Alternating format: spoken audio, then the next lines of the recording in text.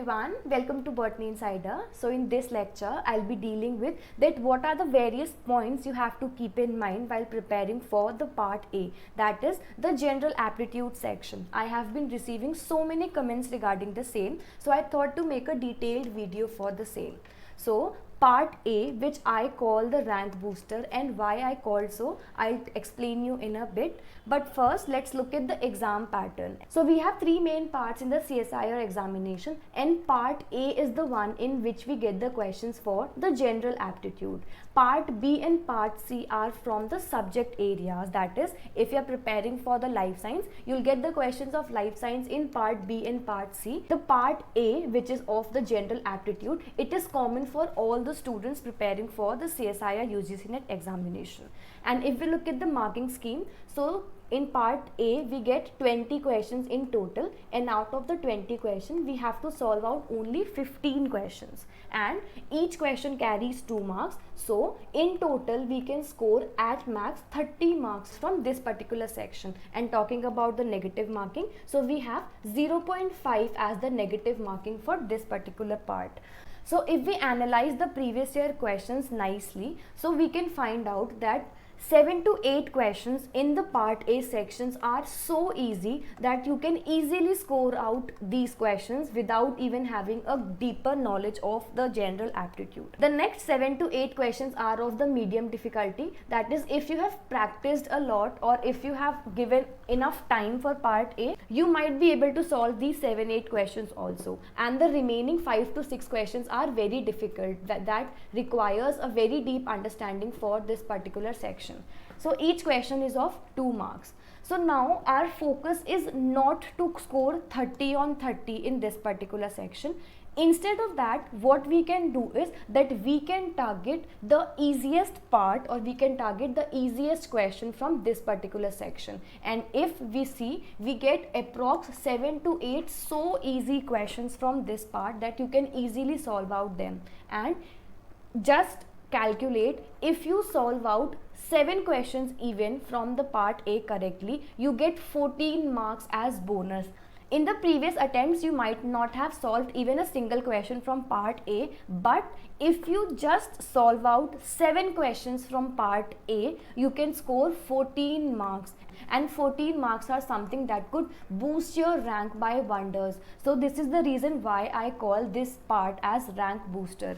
You need not to give very hard work into this particular section. What you can do is that you can play smartly and target those 7 to 8 questions from which you can easily score out the 14 marks. So now, how to find out that which questions are very easy and which are very difficult? So for that, what you need is that first you need to understand, you need not to have any extra effort for this particular part. Do not take this part as a burden, as many of us tend to consider part A as very difficult and as a burden. No, you need not to take it, or you need not to think about this part as this way. And also, even if you solve out only 20 to 30 minutes daily, like you are sitting idle and you can just take out the previous year question book and just try to solve out 4 to 5 questions also daily. Even if you're not able to solve the questions initially, but if you consistently try to solve out the question and you try to understand the concept related to the same, you would be able to solve out very easily 7 to 8 questions during the examination time.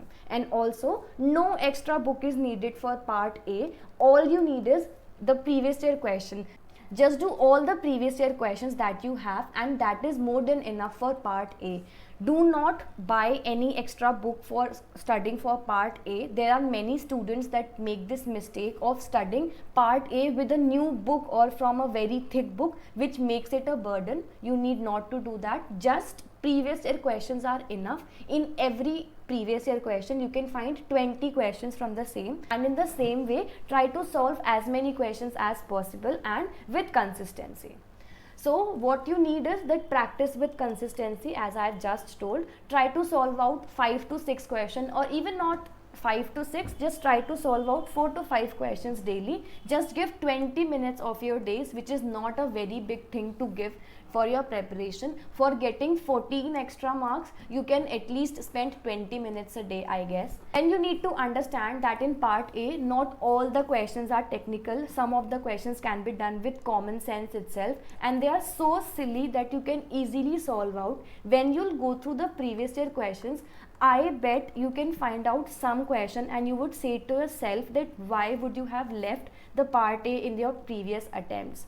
Try to solve out the previous year questions and for sure you'll get some questions this way.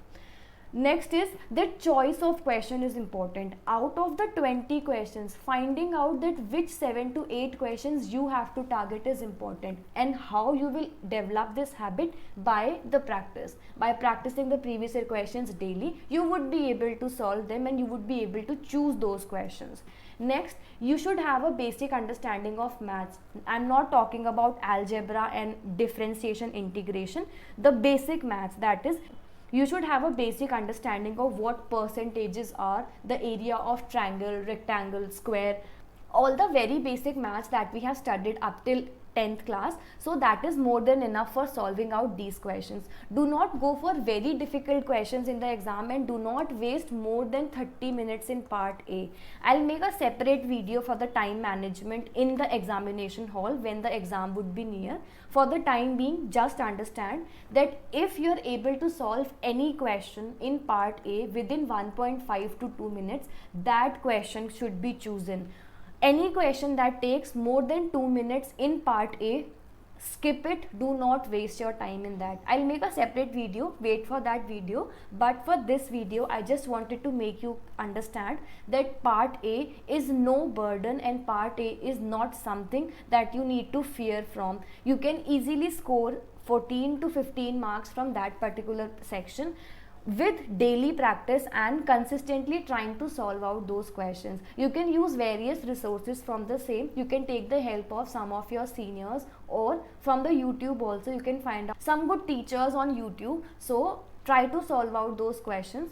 So this was all that I wanted to share in this particular video, and in the next video I'll be sharing the most frequently repeated topics from the part A section basically. So wait for that video. I'll be uploading it very soon. And with this, we're done with this particular video. So I hope this video was helpful for you, and if you like this video, please do like, share it with your friends, and please subscribe to my channel. I'll be coming up very soon with more informative videos as well. So thank you so much for watching, and I'll see you soon. Bye.